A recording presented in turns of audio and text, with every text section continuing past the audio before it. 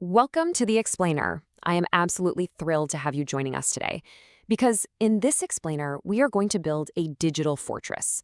Look, we live in an era where organizations are completely reliant on digital systems, cloud services, and remote work. Think about really high-stakes environments like the aviation industry, right? You've got passenger data, air traffic control systems, aircraft maintenance records, all just floating through the digital ether. Protecting that information, it's literally paramount. So today, we're diving deep into the critical world of access control and identity management. We're going to look at exactly how organizations make sure the right individuals have the right level of access to the right resources at exactly the right time. But before we start actually building this fortress, let's look at what happens when it completely fails. Just imagine this scenario for a second. An employee leaves their job at a massive international airport, but for whatever reason, their user account is never deactivated. Months go by. Then, a malicious attacker gets a hold of those old credentials. Well, because the account is still live, the attacker practically just walks right through the digital front door. They gain totally unauthorized access to confidential customer info, flight manifests, operational data. It's a massive, incredibly costly breach. And honestly, the absolute worst part? It was 100% preventable. This whole scenario really highlights why just identifying users simply isn't enough. We actually have to manage their identities from the exact day they're hired to the minute they leave.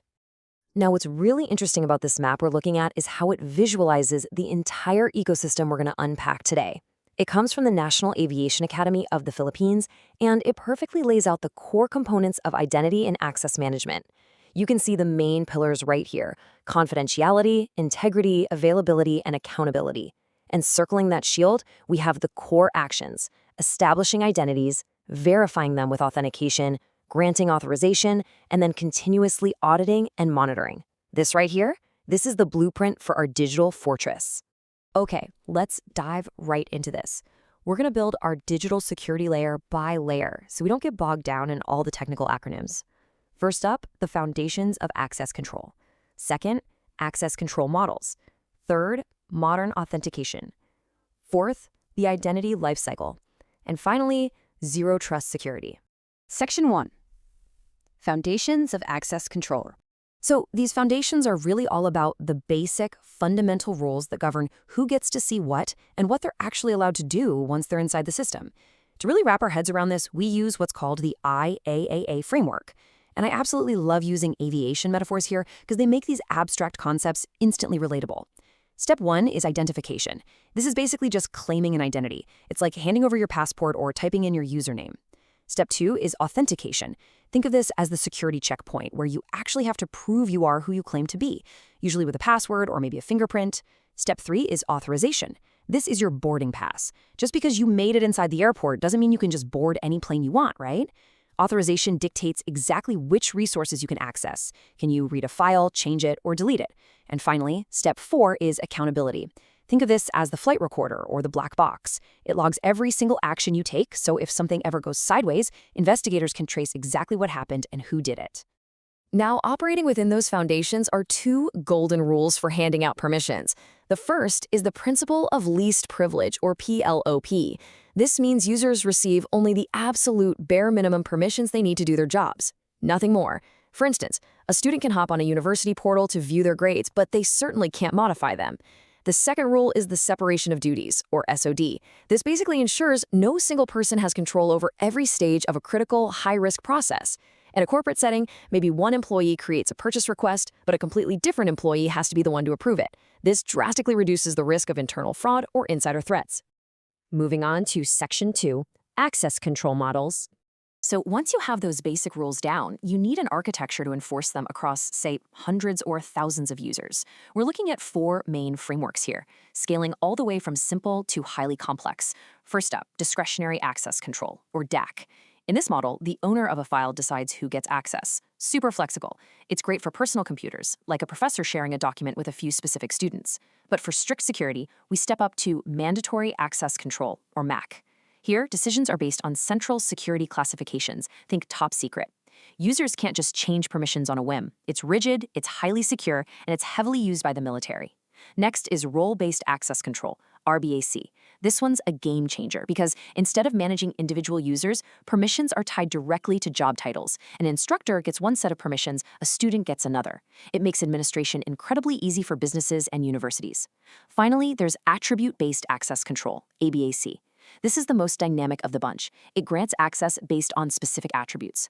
Are you a finance manager? Are you logging in from a secure company laptop? Is it regular business hours? It's highly flexible and absolutely perfect for modern dynamic cloud computing environments. Let's dive into Section 3, Modern Authentication Methods. Okay, so we've got our rules and we've got our architecture. Now we really need to look at the gates of our fortress, how we actually prove we are who we say we are. Authentication breaks down into 5 distinct factors. The knowledge factor is something you know, like a password or a PIN. But we all know passwords get stolen or guessed all the time, right? So the industry is rapidly shifting toward passwordless environments. This means leaning heavily into the possession factor, something you have, like a physical smart card or a one-time password sent to your phone. Then there's the inherence factor, something you are. We're talking biometrics here, like fingerprints or facial recognition. We also have the behavioral factor, something you do. This could be the unique rhythm of how you type on a keyboard. And finally, the location factor, somewhere you are, like verifying your GPS location or checking if you're connected to a trusted corporate network. Because honestly, protecting critical infrastructure, especially aviation networks, requires us to move way beyond just a simple password. So, the crucial point here is multi-factor authentication, or MFA. Honestly, MFA is no longer optional. It's a hard necessity. It requires users to provide 2 or more of those independent factors we just talked about before any access is granted. Think about it. If an attacker steals a pilot's password through some phishing email, but they don't have the pilot's physical fingerprint or their mobile device to generate a secondary code, well, the attacker is stopped cold. They cannot get into the flight planning system. MFA just drastically reduces the risk of unauthorized access. All right, Section 4, the identity lifecycle.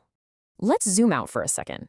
Managing a digital identity really means acting as the overseer from the exact moment an identity is born to the moment it's retired. An identity is never just static. It goes on a whole journey. Step 1 is creation and verification. A brand new employee is hired and their identity is made and validated. Step 2 is access provisioning. This is where we actually assign them the specific permissions they need for their new role. Step 3 is incredibly vital: access review and modification. As people get promoted or change departments, their access has to be updated so we don't end up with privilege creep. Step 4 is deactivation. Remember that hook at the very beginning of the explainer? When someone resigns, their account must be immediately disabled to prevent any unauthorized backdoor access.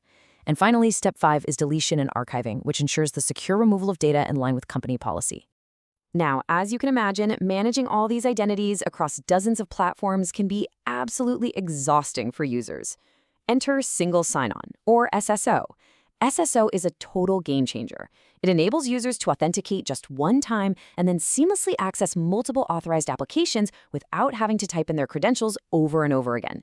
It totally eliminates password fatigue and definitely boosts productivity. But there's a catch. It also means the SSO platform itself becomes a massive, high-value target that needs serious protection. And speaking of high-value targets, we absolutely have to talk about privileged access management, or PAM.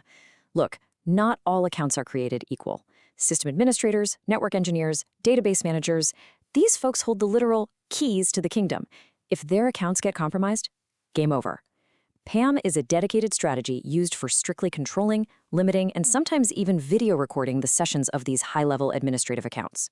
It is absolutely crucial for protecting against devastating insider threats or catastrophic breaches. Which brings us to our final section, Section 5, Zero Trust Security.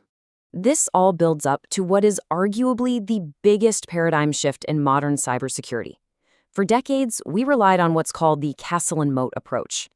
Traditional security basically said, hey, if you made it past the firewall and you're inside the corporate network perimeter, we trust you. But in today's world of remote work, mobile devices, and cloud-based aviation management, the perimeter is dead. Zero Trust totally flips the script. It operates on a pretty bold assumption: the network is already breached. Under Zero Trust, absolutely no user, no device, and no application is ever trusted automatically. And that applies whether you're sitting in the corporate headquarters or at a coffee shop halfway across the world. And this brilliantly illustrates the whole Zero Trust mantra: never trust, always verify. In a true zero-trust architecture, authentication isn't just some one-time event that happens when you log in with your coffee at 8 a.m. It is continuous. The system is constantly monitoring your behavior, checking your device's health, verifying your location. If you suddenly try to download massive amounts of data that you don't normally touch, well, the system is going to immediately flag it, challenge you with another authentication prompt, or just block your access entirely. Wow, okay, we've covered a tremendous amount of ground today, right? From the foundations of IAA all the way to the paradigm-shifting zero trust model. The biggest takeaway here is that identity is no longer just a simple username. It is literally your ultimate security boundary.